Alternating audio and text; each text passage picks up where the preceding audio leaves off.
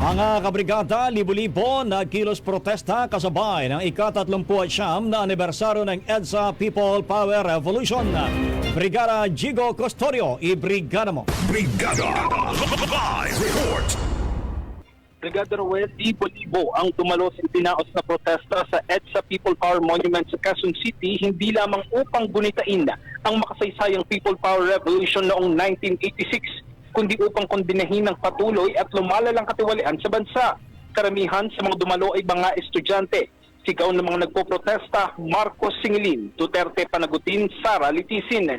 Sentro ng programa ang paniningil sa Marcos administration at pagpapanagot sa Duterte administration. Ayon kay dating Bayan Muna Representative Teddy Casino, nagbago nga ang liderato pero ang pumalit naman ay political dynasty na siya nagdodomina sa national politics. Panawagan nila lalo na sa darating na halalan na huwag iboto hindi lang ang mga Marcos at Duterte, kundi ang mga political dynasty ng mga korap na opisyal na nagpapahirap sa sambayan ng Pilipino.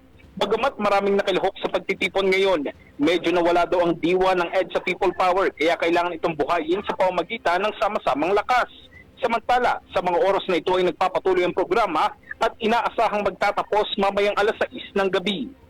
In the heart of changing lives, ito si Brigada Jigo Custodio ng 105.1 Brigada News of Manila, the Music News Authority.